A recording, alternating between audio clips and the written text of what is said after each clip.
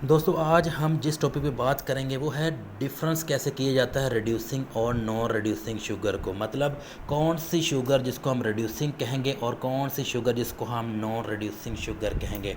Student यहाँ पे मैं आपको दो मेथड बताऊंगा, आपने उन दो मेथड की मदद से पता कर सकते हैं कि शुगर जो है वो रिड्यूसिंग है या नॉन रिड्यूसिंग शुगर है। सबसे पहले स्टूडेंट्स हमने क्या देखना है, स्टूडेंट्स आपने देखना है एनोमेरिक कार्बन को।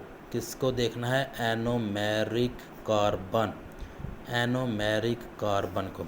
स्टूडेंट एनोमेरिक कार्बन क्या होती है? एनोमेरिक कार्बन होती है फंक्शनल ग्रुप की कार्बन। अगर हमें देखें तो हमें पता है कि कार्बोहाइड्रेट के अंदर दो ही फंक्शनल ग्रुप होते हैं। एक तो है एल्डिहाइड फंक्शनल ग्रुप होता है, जबकि दूसरा जो है वो कीटोन फंक्शनल ग्रुप होता है। तो दो ही फंक्शन ग्रुप होते हैं। अगर हम स्टूडेंट्स इसका जनरल फार्मूला देखें तो एल्डिहाइड का जनरल फार्मूला होता है R bond C double bond O bond H. इसके बरक्स अगर आप कीटोन का फार्मूला देखें तो वो होता है R bond C double bond O bond R prime. Yes, इसमें स्टूडेंट्स आपने याद रखना, अगर जहाँ पे जो आर है इसमें कोई भी आपके पास फंक्शनल ग्रुप अटैच हो सकता है। फॉर एग्जाम्पल मैं अल्काइल ग्रुप यहाँ पे अटैच करता हूँ, देखते हैं ज़रा, C3 bond C double bond O bond H. ये हमारे पास क्या है? एस्टल्डिहाइड।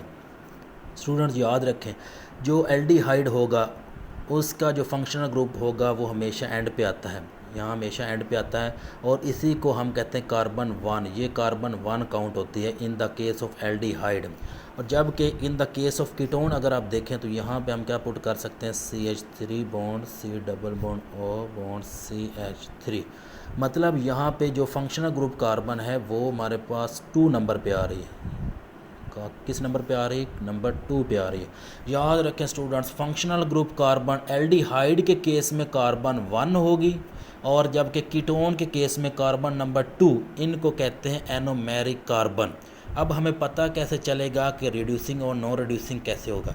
स्टूडेंट्स अगर तो जो एनोमेरिक कार्बन है उसके साथ हाइड्रोक्सल ग्रुप अटैच हुआ तो हम कहेंगे कि ये रिड्यूसिंग शुगर है। क्या होगी? वो रिड्यूसिंग शुगर होगी। और अगर स्टूडेंट्स एनोमेरिक कार्बन के साथ हाइड्रोक्सल ग्रुप अटैच ना हुआ तो हम कहेंगे नॉन रिड्यूसिंग शुगर। एल्डिहाइड वाली शुगर कौन सी होती है स्टूडेंट्स? हमें पता है एल्डिहाइड कंटेनिंग शुगर को एल्डो शुगर कहते हैं। तो एल्डो शुगर हमारे पास है स्टूडेंट्स सिर्फ 3, आपने वो देख लेनी। सबसे पहले हमारे पास आता है ग्लूकोज। ग्लूकोज स्टूडेंट्स जो है वो एक, हम कहते हैं इट इज़ द, आप कह सकते हैं कि it is the Aldo sugar, glucose आता है। जबकि दूसरे नंबर पे आता है ग्लैक्टोज। ग्लैक्टोज भी एल्डो शुगर है। जबकि तीसरे नंबर पे आता है मैनोज। तीसरे नंबर पे आता है मैनोज। स्टूडेंट जब भी हमने इनकी बात करनी है, ग्लूकोज आ जाए, ग्लैक्टोज आ जाए या मैनोज आ जाए, हमने हमेशा किस कार्बन को देखना है? कार्बन नंबर 1 को देखना है। किस कार्बन को देखना है? कार्बन 1 को देखना है।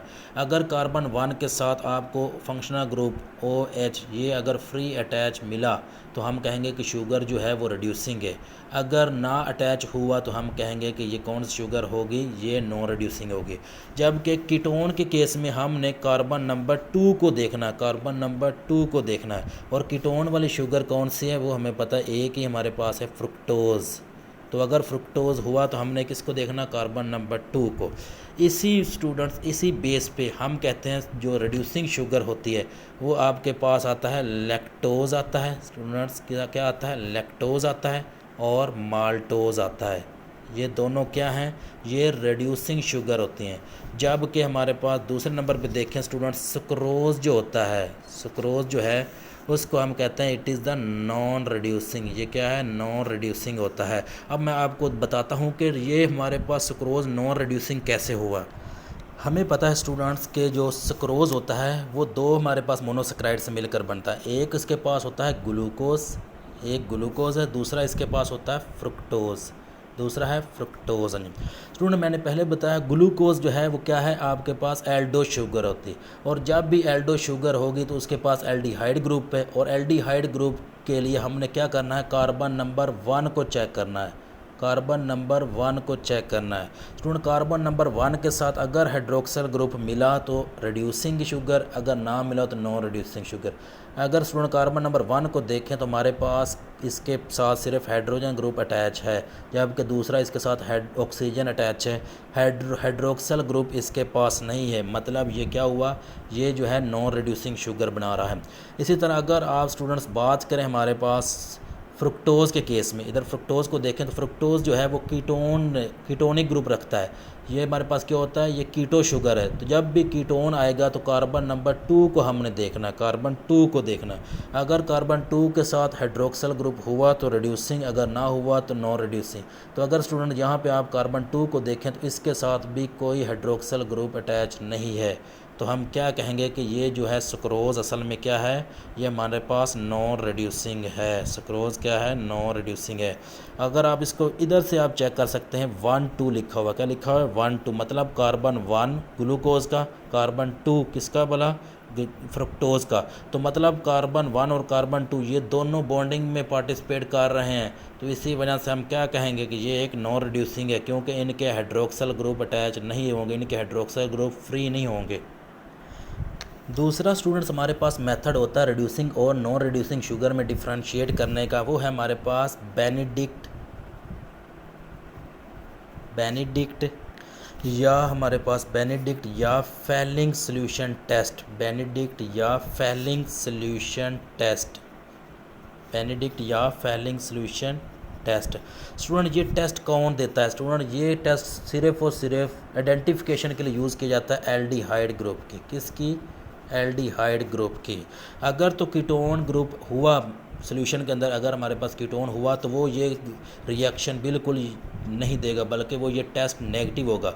इसी की अगर तो हमारे पास एल्डिहाइड ग्रुप है तो हमारे पास क्या होगा, वो टेस्ट पॉजिटिव देगा, बेनेडिक्ट और फेलिंग सॉल्यूशन टेस्ट। और अगर पॉजिटिव हो तो हम इसको कहेंगे रिड्यूसिंग शुगर है।